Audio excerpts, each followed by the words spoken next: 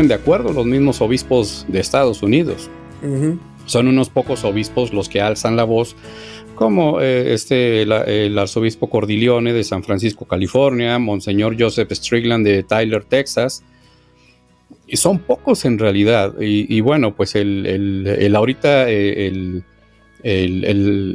obispo, el arzobispo de Washington, que aparte fue ascendido, se le otorgó el capelo cardenalicio, Monseñor Wilton Gregory. Él definitivamente desde hace tiempo dijo que él nunca le iba a negar la comunión a Joe Biden. Entonces, cuando se ven esas mismas contradicciones de parte de quienes deben alzar la voz, y miren, no se ponen de acuerdo ni siquiera, Joe Biden y Nancy Pelosi ya están excomulgados, pero no se atreven a hacerlo público, porque entre ellos están divididos. Y los pocos buenos obispos, arzobispos que hay dentro de los Estados Unidos no tienen el peso suficiente, no tienen mucho peso mediático como para que sus palabras y una condena o un decreto definitivo, porque te digo, ya están excomulgados Joe Biden y Nancy Pelosi, ya lo están excomulgados late sentencia, pero a los obispos les tiembla la voz para decirlo abiertamente, y les tiembla la mano para mandarle a la avenida Pensilvania número 1600 un escrito con el decreto de excomunión, si eso es lo que quiere ver Joe Biden. Entonces no se atreven en ese sentido. Ahora, hace unos días una persona me reclamaba en redes sociales, me dice, no te entiendo, ¿por qué atacas al Papa? Dije, bueno, yo no ataco al Papa. Yo estoy hablando desde lo que la Santa Sede, desde el mismo pontificado y la persona que ostenta el pontificado, muchas de sus acciones pues que son incongruentes, ambiguas, doble discurso, y otras pues son abiertamente pues que no dejan ningún lugar a dudas, sobre todo del discurso ecológico, los pecados ecológicos, la aceptación de la cuestión homosexual. Precisamente está por salir un documental que ya salió el tráiler y lo están promoviendo en una página católica, me parece que es Catholic Link, un tráiler de 7 u 8 jóvenes pues que están viviendo su homosexualidad desde la perspectiva católica, pero en ningún momento de ese tráiler y del artículo que lo acompaña, en ningún momento se habla de conversión, en ningún momento se habla de hacer cambios significativos, porque no se trata de decir, esas personas que tienen la atracción hacia el mismo sexo son malas. No. El pecado nos aplica y nos implica a todos, y todos debemos santificarnos, todos debemos esforzarnos, pero a lo que voy es de que en este discurso políticamente correcto se agarran a esos pequeños grupos, porque eso es lo que son, y los hacen ver así como la generalidad, y los hacen ver así como el gran milagro de que la Iglesia Católica por fin los está aceptando. La Iglesia Católica nunca los ha rechazado, pero ha sido bien clara la Iglesia Católica en su enseñanza moral y en su enseñanza doctrinal al respecto. Y esa enseñanza nos aplica a los que somos solteros, les aplica a los casados, les aplica a los viudos. Pero bueno, pues en ese sentido del lenguaje políticamente correcto, en el que se mete un doble discurso, mucha gente ya está confundida. Entonces una persona me reclamaba hace días, es que tú no debes hablar mal del Papa Francisco porque al Papa lo eligió el Espíritu Santo. Dije, oye, espérame, no puedes hacer esa afirmación. Quienes votaron fueron los cardenales. Pero si los cardenales no le hicieron caso al Espíritu Santo para elegir al candidato idóneo, eso ya es otra cosa. Y la historia nos ha demostrado, por ejemplo, en la historia reciente, que en el cónclave de 1958, quien ganó no fue Juan XXIII, fue Giovanni Siri, quien habría tomado el nombre de Gregorio XVII. Y en el cónclave de 1963, resulta ganador de nueva cuenta el cardenal Giovanni Siri. Pero voy a decir algo bastante fuerte para muchos, pero la logia vaticana, que ha estado infiltrada al menos desde hace 150 años, por fin consiguió su objetivo. Porque el fin máximo de la masonería es infiltrarse en la Iglesia Católica. Y hubo una correspondencia de 1871 entre Albert Pike y Giuseppe Mazzini, ambos masones de alto grado. Y por ahí hay algunos, incluso predicadores y apologetas muy famosos en el mundo hispano que dicen que eso es teoría de conspiración, porque tales documentos no existen. Bueno, en esa conversación, Albert Pike, que fue un general retirado de la Guerra de Secesión de los Estados Unidos, le dice a Giuseppe Mazzini cómo la masonería se va a infiltrar en la Iglesia Católica desde los seminarios. Esos seminaristas se van a ordenar sacerdotes. Esos sacerdotes van a ser consagrados obispos, van a ser nombrados cardenales. Pero el objetivo máximo de la masonería es primero el trono, ese era el lema, primero el trono y luego el altar. Derribaron todas las monarquías católicas para introducir la falsa democracia que introdujo el Estado laico. Esa fue la primera fase que entró, que se consumó, quiero decir, en el año de 1789 con la mal llamada Revolución Francesa. Uh-huh. Después vino la Revolución Bolchevique de 1917, los movimientos armados en México, los movimientos de independencia, cosas así. Bueno, entonces Albert Pike le decía a Mazzini, primero el trono y después el altar. El trono lo consiguieron. ¿Y a qué se refería con después el altar? Poner a uno de los suyos en el papado. Claro. Y hay varias teorías, varias tesis que no son teoría de conspiración, que no sean oficiales, eso es otra cosa, pero que afirman precisamente que la masonería ya logró su objetivo desde hace tiempo. Uh-huh. No, y solo toca ver las ideas que se hablan desde Roma y desde las sillas importantes. Lo que tú dices es muy cierto, Gerardo. O sea, no necesariamente estamos diciendo que el Papa Francisco tiene un anillo masón y que fue ordenado masón en cierto momento. Solo él lo sabrá si eso sí pasó o no pasó. El punto es que lo que se dice, o sea, o cuando tú ves otras logias en el mundo, inclusive hablando bien del Papa, algo nunca antes visto, porque el mensaje es exactamente el mensaje de fraternidad humana que ellos siempre promovieron, porque la masonería es centrada en el hombre, la Iglesia Católica siempre fue centrada en Cristo. Y cuando tú ves un lenguaje como el que se está viendo ahora, donde todas las religiones son un abanico, todas nos pueden llevar, el hombre junto, la unidad. Hoy mismo también estaba viendo una noticia, ahorita hablando fuera del aire de noticias, que el Papa Francisco estaba hablando de que había que seguir dándole autoridad a los órganos mundiales para que sigan manejando la salud. Cuando estas son ideas que no son católicas. La Iglesia Católica siempre ha creído que cada gobierno, cada ciudad, cada hogar debe tener su propia jerarquía. O sea, lo que sucede en mi casa, yo soy la cabeza de mi casa, nadie tiene que estar diciendo cómo van a hacer las cosas en mi hogar. Y así tienen los alcaldes, tienen los gobiernos, tienes el presidente, las fronteras, todo eso es católico, eso es bueno. Pero ¿qué se nos habla hoy en día? No queremos fronteras, todos somos ciudadanos de la tierra. Y solo un solo gobierno que no tiene ni idea de lo que sucede en mi país, ahora va a estar diciéndome cómo debemos vivir en este lugar, que es lo que estamos viendo con el nuevo orden mundial. Entonces, ver un papa que habla de esa manera es el triunfo que ellos buscaban. Igual, él hace unos años habló a favor de la separación de Estado e Iglesia. O sea, a mí me alarmó cuando vi al Papa Francisco hablando de que sí, que eso era algo bueno. Y lamentablemente, la gran mayoría de los católicos hoy en día piensan que es algo bueno, porque no entienden cuál es la verdadera relación que había entre los gobiernos, las monarquías y los gobiernos de antes con la iglesia. Siempre eran distintas, pero no estaban divorciadas, como estamos ahora, que ahora estamos divorciados. O sea, entonces, por eso estamos donde estamos. Es todo un plan que el demonio ha ido llevando desde siempre, ¿verdad? Pero la masonería y las revoluciones que han habido es para destronar el reinado de Cristo aquí en la tierra, que fue establecido justo cuando Cristo se va, viene Pentecostés, empieza todo lo que hicieron los apóstoles y llega la cristiandad, que tuvo su momento de gloria, cierto momento. Y lamentablemente estamos viviendo ahorita unos tiempos que son esos tiempos que el Señor nos habló. Dijo que iban a venir lobos disfrazados de ovejas, Y cuando él hablaba de eso, no estaba hablando de las iglesias protestantes como muchos piensan. Él está hablando de la iglesia católica. El mismo Cristo está hablando de su iglesia. O sea, que eso es señal de que estamos en la iglesia que es.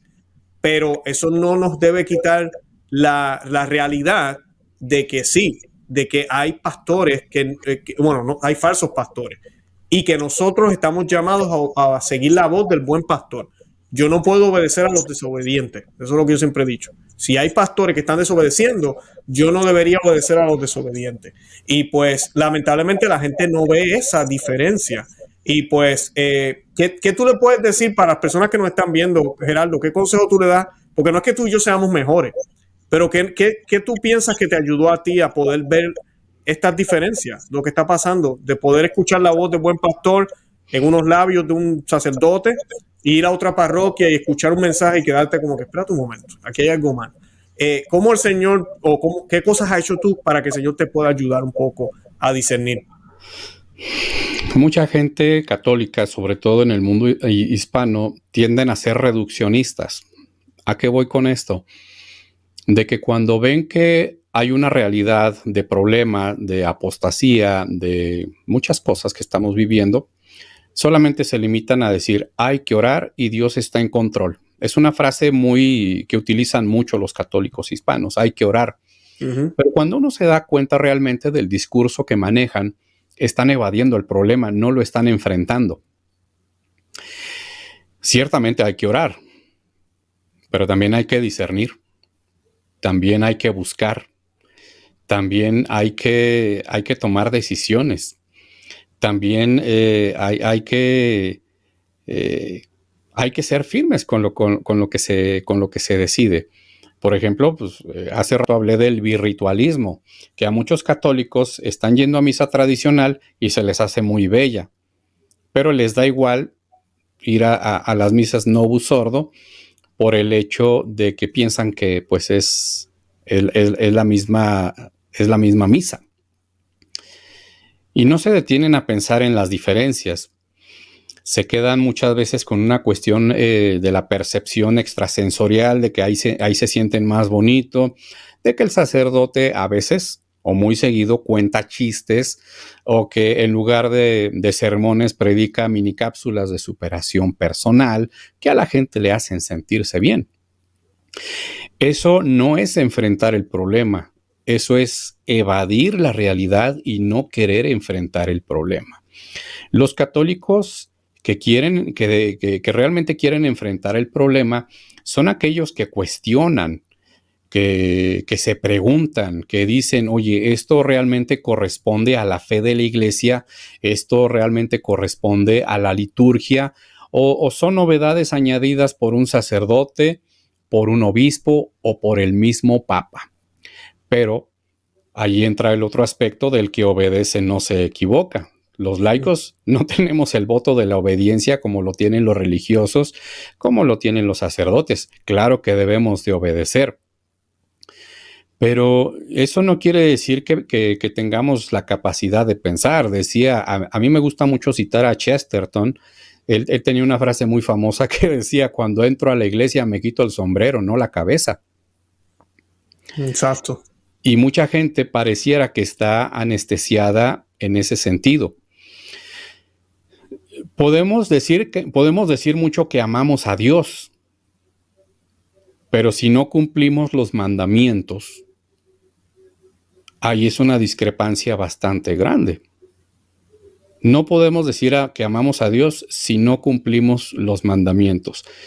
Y la apostasía generalizada que se está viviendo en este tiempo presente atenta contra los mandamientos de la ley de Dios. Y si ese atentado, esa perpetración viene desde la misma jerarquía o desde la misma Santa Sede, yo no tengo la obligación de obedecer. Tengo el deber de resistir. Tengo el deber, porque el derecho canónico me dice que yo como laico, dentro de mi capacidad y dentro de mis competencias, puedo hacerle saber a mis pastores aquello que yo considere dentro de mi conocimiento que no está bien. Y que ellos, dice el derecho canónico, tienen la obligación de atender la voz de sus feligreses. ¿Y qué estamos viendo ahorita? Desprecios, estamos viendo muchas burlas de parte de sacerdotes, de jerarcas, y lamentablemente esas mismas burlas las estamos viendo del mismo Francisco. Las declaraciones que ha hecho recientemente burlándose de los que son rígidos, refiriéndose a los que estamos tanto laicos o a los sacerdotes que celebran la misa tradicional, a los laicos que participamos de ella, refiriéndose que no hay que ser tan rígidos, que hay que abrirse a las sorpresas del Espíritu Santo. Y como esas ideas psicológicamente le hacen sentir bien a la mayoría de la gente, pues por eso las toman como verdades últimas y como verdades definitivas. Ujú. Pero, por ejemplo, si el mismo sumo pontífice, yo estoy viendo que ahorita, a raíz del motu propio, tradiciones custodes, que no tiene nada de custodia de la tradición, sino que ya empezó a atacar, a suspender a institutos religiosos, como unas hermanas, una comunidad de religiosas tradicionales que Claro. pues ya les anunciaron que les van a mandar una visita apostólica. Tú lo dijiste al principio, nosotros no estamos yendo a la misa tradicional porque no creemos en el Concilio Vaticano II o porque odiamos al Papa Francisco, para nada. Nosotros amamos al Papa Francisco y creemos que el Concilio Vaticano II es otro más, como todos los otros concilios. No, no tenemos memoria, no nos olvidamos de que hay más concilios y más enseñanzas que todas no se pueden contradecir. Y pues es lamentable, yo leí esa noticia y no lo podía creer. Por eso Benedicto XVI nos decía, cuando su Morum Pontificum fue publicada, lo que era sagrado antes debe ser considerado sagrado hoy. Entonces yo hago el llamado a los obispos que han tomado estas posturas, que son muy pocos, gracias a Dios también, la mayoría no han hecho cambios en sus lugares del mundo, lo cual ha sido sorpresa para el Papa Francisco. Yo sé que él no está contento con eso. El que reaccionen y se den cuenta, espérate un momento, o sea, ¿qué de malo tiene esa comunidad? Que si atrae personas, atrae jóvenes, que es lo más que atrae, ¿por qué? Porque voy a cerrarla. No, no, no, no. Permítela, déjala ahí. El Espíritu Santo, ellos hablan tanto de libertad y el Espíritu Santo y la diversidad, yo no sé qué cosa. Pues la diversidad no debería ir solo para un lado. La tradición de la iglesia hay que protegerla y cuidarla. Esto es más viejo todavía, o sea, no es una situación de que esté pasando a raíz de tradiciones custodes o a raíz de Sumorum Pontificum, es una cuestión más antigua todavía. Y hay que remontarse a 1958, cuando muere Pío XII. ¿Por qué? Porque Juan XXIII y Pablo VI tenían la consigna de demoler la misa tradicional, de establecer un nuevo rito. Cuando Juan XXIII convoca al Concilio Vaticano II, de una manera simbólica, abre las ventanas del balcón del Palacio Apostólico, dice que entre aire fresco a la iglesia. La iglesia tiene que abrirse al mundo. Y en el discurso de apertura del Concilio Vaticano II dice, aquí no vamos a ser profetas de calamidades, no vamos a condenar nada. Y muchos padres conciliares esperaban que se condenara el comunismo, que se volviera a condenar la masonería, que se consagrara a Rusia y al mundo al Inmaculado Corazón de María, y ninguna de esas cosas se hizo. Es lo que debió haber pasado. Es lo que debió haber pasado. Y todo radica en la imposición de Angelo Roncalli, que tomó el nombre de Juan XXIII, que quitaron porque había sido elegido Giovanni Siri, que traía la misma línea de tradición de sus antecesores, Pío XII, Pío XI, Pío IX, León XIII, Benedicto XV, Benedicto XIV, etcétera. Entonces, la consigna siempre fue muy clara. La consigna fue demoler la misa tradicional. Pero ¿cómo lo iban a hacer? No solamente proponiendo un nuevo rito, sino mediante otro tipo de cosas que fueron las constituciones, documentos y declaraciones del Vaticano II, como Dignitatis Humanae, como aspectos de Sacrosanctum Concilium, también como la declaración Nostra Aetate, el documento también de Gaudium et Spes, que incluso Benedicto llegó, muchos dijeron, incluso Benedicto en su tiempo llegó a decir que Gaudium et Spes era el nuevo sílabus. Y nada que ver, eso fue un craso error del que muchos todavía no se dan cuenta. Incluso Benedicto dijo que había que tomar lo mejor de la Ilustración de 1789. Y la Revolución Francesa, o la mal llamada Revolución Francesa, fue un movimiento masónico. Y escuchar de labios de un papa que diga que hay que tomar los mejores aspectos de la Ilustración da miedo. Pone la piel de gallina, eriza los vellos del cuerpo. Porque nos está diciendo cuál es la línea que se propusieron desde el Vaticano II. Ahora, la infiltración masónica en la Iglesia Católica tiene 200 años. Hace más o menos 150 años fue cuando empezaron a acceder a puestos importantes. Sí, es cierto. Pero el Vaticano II, también me voy a atrever a decir otra cosa que quizás resulte escandalosa, pero el Vaticano II fue una nueva jugada maestra de la masonería. Y quizás no me crean muchos, no me crean a mí, créanle a las fuentes históricas. Hay fuentes muy buenas para consultar, por ejemplo, como Iota Unum de Romano Amerio.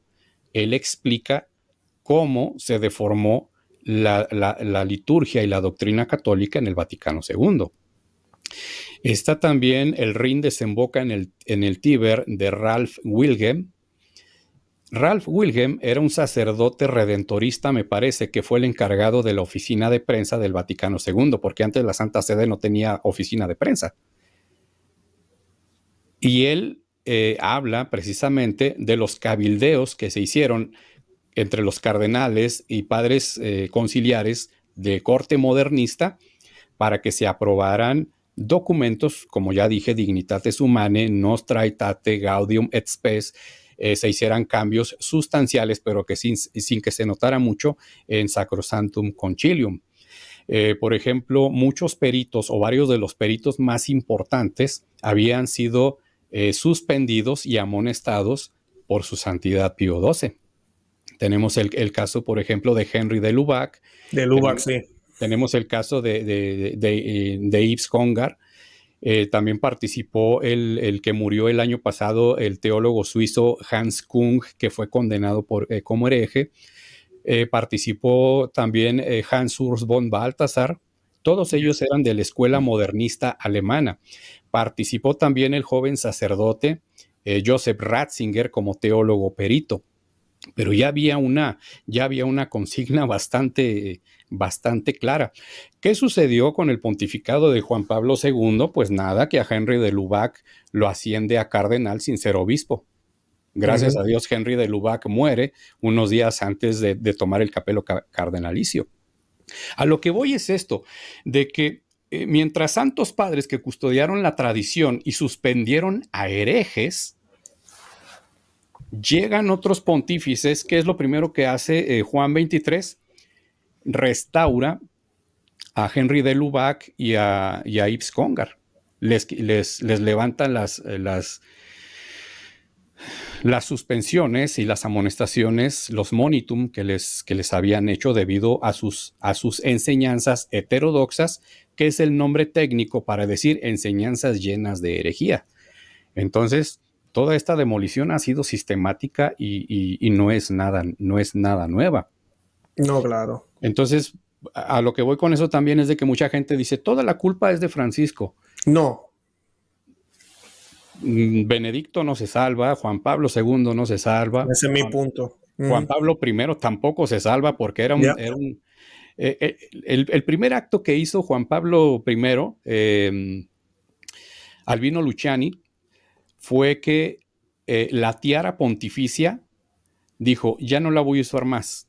Bueno, el primero que lo hizo fue Pablo VI, y ya no utilizó la tiara pontificia en la coronación. Y Juan Pablo I fue por el mismo camino. De hecho, la tiara pontificia pues está en el Santuario Nacional en Washington, me parece. Está exhibiéndose como pieza de museo. Yo espero que algún día regrese a la Santa Sede y la utilice un próximo pontífice. Claro. Entonces, o sea, Vaticano II no fue un movimiento casual, no fue un movimiento inocente. Ahora se preguntarán, ¿el Vaticano II era necesario para la Iglesia? No, no era necesario. Y no me crean a mí, créanle a las evidencias históricas, que hay suficientes, solamente hay que buscar en los lugares correctos. Claro, no, y sabes que lo que dijimos al principio, por sus frutos los conoceréis. O sea, no miren lo que está diciendo, no escuchen lo que está diciendo Gerardo, no escuchen lo que yo he dicho en los programas tampoco. Ya han pasado 50 años, 60 ya. ¿Qué frutos han habido después del Concilio Vaticano II? No, yo no voy a decir que no habían problemas antes, sí los habían, pero no como los que estamos viviendo ahora. Antes del Concilio Vaticano II, cualquier persona del Islam, musulmán, cualquier ateo, judío y los católicos sabían qué era lo que enseñaba la Iglesia Católica. No había duda. Cómo se debía vestir en la iglesia, qué creíamos. La misa se hacía igual en todo el mundo. Y era una sola misa. Era una sola misa. Todo era muy claro. Entonces, ¿ahora qué tenemos? Ni siquiera nosotros los católicos. Estamos todos enredados. Tú ves un obispo diciendo esto es malo, el otro dice que no. El sacerdote aquel dice, no, no te preocupes, masturbarse eso es normal. El otro, no, eso es pecado mortal. Entonces está el laico mirando para acá y para allí. ¿Qué hago entonces? ¿Qué es lo que la iglesia enseña? Esos son los tiempos que vivimos después del concilio. O sea, ha sido una nueva manera de ver el evangelio que no es correcta, por eso se llama modernismo. Son nuevas interpretaciones. San Pío X nos hablaba de esto, de este mal grave, cuando no hacen falta nuevas interpretaciones, no hacen falta novedades, no hace falta nada de eso en la iglesia. Tú muy bien lo dijiste, Gerardo. El Concilio Vaticano II no hacía falta. Nosotros pusimos el video de Mel Gibson los otros días que él dijo esa verdad también. Él decía, pero es que ellos estaban bien. Y es verdad. Si usted mira los números, en los años 50 y 60, las vocaciones explotaban a nivel mundial. Estaban reventando. Y tú miras ahora, los números han ido bajando, y no ahora, desde los 60, bajando. Esto es horrible. Y no hay interés de nadie por hacer algo para que haya más vocaciones. Y lamentablemente, que parte de ese gran problema ha sido desde dentro de la iglesia, lamentablemente. Sí, sabemos que el mundo tiene sus problemas, pero la iglesia no ha reaccionado de la manera que es.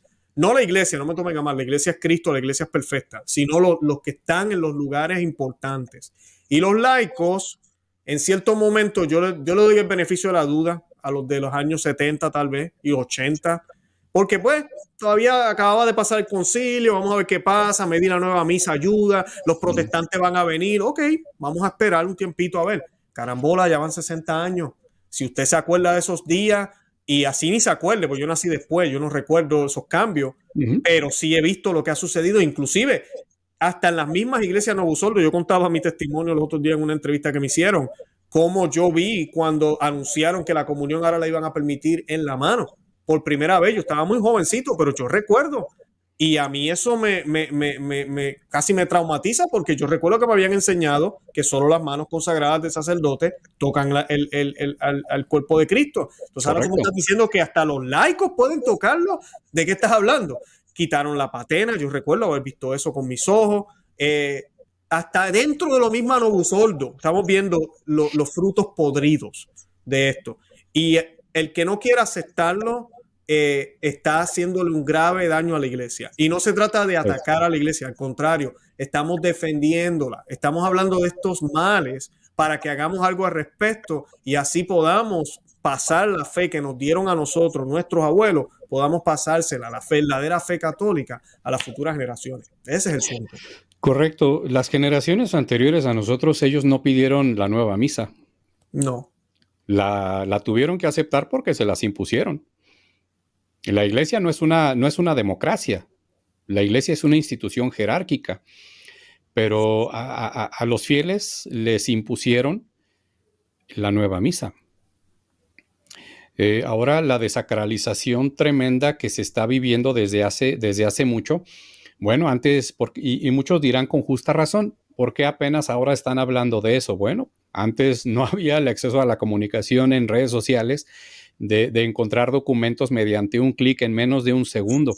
Antes tú tenías que ir a la biblioteca, tenías que ir a los monasterios, tenías que ir a los archivos históricos diocesanos para buscar información.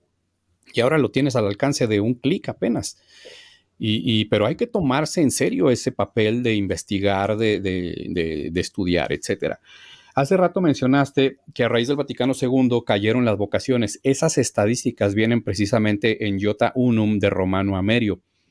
Y son estadísticas escalofriantes de cómo no solamente cayeron las vocaciones sacerdotales, cayeron las vocaciones religiosas de hombres y mujeres. Las monjas se quitaron el velo y se subieron la falda hasta las rodillas. Empezaron a ser más activistas sociales que otra cosa. Y bueno, Monseñor Fulton Sheen dijo alguna vez que antes la iglesia catequizaba y evangelizaba a los paganos. Ahora la iglesia tiene que catequizar a los bautizados porque muchos de ellos se portan como verdaderos paganos. Hay católicos que no conocen ni medianamente las verdades de la fe. Les pregunta los 10 mandamientos y saben que son 10, pero si acaso te sabrán decir 3 o 4, pero no saben lo que significan, a lo que nos obligan, lo que nos permiten, lo que nos prohíben, etcétera. Hay Son absolutos, por si acaso. Exacto. Y bueno, también otra cosa, hace poco también Francisco lamentablemente mencionó en una catequesis que los mandamientos no son absolutos. Uh-huh. Y estamos presenciamos una herejía. O sea, por donde se le vea, aquí no es mi sesgo personal, no, es lo que se dijo. Es lo que es. Uh-huh. Entonces, hay que resistir a todo ese tipo de cosas. Ahora, San Pablo en la segunda carta a Timoteo, capítulo 4, versículos 3 y 4, dice muy claramente, llegará el tiempo en que los hombres no soportarán la sana doctrina, sino que arrastrados por sus propias pasiones se conseguirán un montón de maestros por el prurito, la comezón de escuchar las novedades. Apartarán sus oídos de la verdad y se volverán hacia las fábulas. En la segunda carta a los tesalonicenses, también el apóstol San Pablo nos habla, nos describe, junto con el profeta Daniel en el Antiguo Testamento, cómo será la abominación de la desolación. Aquellos católicos que piensan que eso va a ocurrir dentro de 500 años, como que están viviendo en un mundo paralelo, que no existen, pero así dan la impresión de que viven en la dimensión desconocida, viven un catolicismo rosa, viven un catolicismo light, viven en la ignorancia y por lo tanto viven en la indigencia religiosa, viven en la indigencia espiritual.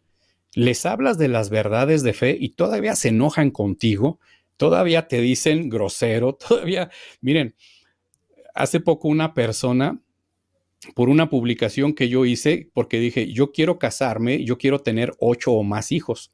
Una persona se me fue al cuello, haciendo juicios de que si cómo los voy a mantener, etcétera. Le contesté como era debido y de manera privada hasta me dijo hijo de Satanás. Y muchos católicos en la actualidad son así. Tienen un sesgo religioso bastante infantilizado.